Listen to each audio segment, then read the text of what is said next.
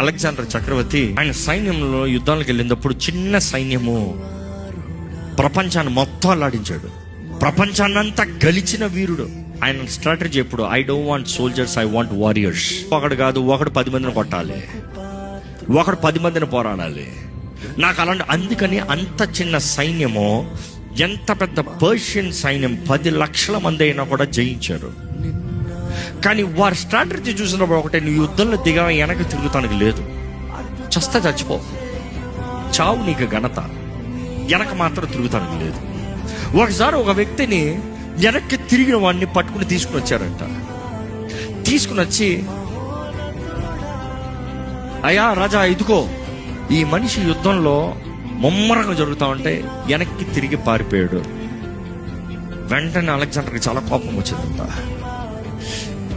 నీకు తెలీదా, నీకు చేయకూడదని తెలీదా, నీకు అలా అవ్వకూడదని తెలీదా, ఇందుకు ఇందుకు ఎందుకని అరుస్తా, ఎందుకంటే ఈయన గజగజ ఉనిగిపోతా, భయవేసిందయ్యా అన్నాడంట.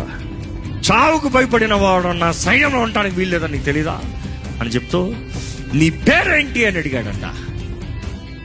నీ పేరేంటి అని అడిగిన వెంటనే ఏం పేరు చెప్పాడు తెలుసా? గెస్ చెయ్యి. అలెగ్జాండర్ అయ్యా అన్నాడంట. ఆల్రెడీ ఈయన చేసిన దానికే రక్తం ఉడికిపోతుంది, ఇంకా ఆయన పేరే చెప్పాడంట అలెగ్జాండర్ అని. వెంటనే చీ, నీ పేరన్నా మార్చుకో, నీ బ్రతుకన్నా మార్చుకో. ఒకటి, నా పేరు పెట్టుకున్నా, నా పేరు పెట్టుకున్నట్టుగా పోరాడు, లేదా నీ బ్రతుకు మార్చుకో. నీ పేరన్నా మార్చుకో, నీ ఈరోజు యేసు ప్రభు ఇదే ప్రశ్న చాలా మందికి వేస్తున్నాడు, నీ పేరేంటి? పరలోకానికి రాజ్ ప్రకాష్ పాల్ అన్న పేరు తెలియదు, గొర్రెపిల్ల రక్తము ద్వారంగా ముద్రించబడిన వాడు, అంతే. నువ్వు క్రైస్తవుడు అంటే క్రైస్తవుడు లాగా బ్రతుకు. ఎందుకంటే పరలోక రాజ్యంలో చూసినప్పుడు గొర్రెపిల్ల రక్తం ముద్రింపన్నప్పుడు నీ బ్రతుకు విధానం, నీ క్రియలలో, నీ తలంపుల్లో నా ఆజ్ఞలు పెట్టుకో. నువ్వు తలంచేది దేనిపై ఆధారపడి ఉండాలి? నా మాటకి తగి. నువ్వు చేసే క్రియలు ఎవరికి అంగీకారంగా ఉండాలి? నాకు తగినట్టుగా అని దేవుడు చెప్తున్నాడు.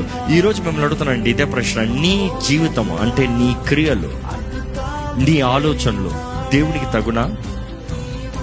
దేవునికి అంగీకారమా? నీ జీవితంలో ఎన్నో పోరాటాలు ఉన్నాయేమో, నీ జీవితంలో ఎన్నో కలవరాలు ఉన్నాయి, నీ జీవితంలో ఎన్నో అవసరతలు ఉందేమో, నీ జీవితంలో ఎన్నో కష్టాలు ఉన్నాయేమో. ఇక్కడ దేవుడు అడిగేది ఒకటే, నీ నిర్ణయాలు నాకు అంగీకారంగా ఉన్నాయా? నీలో నేనున్నానా? దేవుని ఆధారం చేసుకుని నీవు బ్రతుకుతున్నావా, లేకపోతే సొంత నిర్ణయాల్లో బ్రతుకుతున్నావా?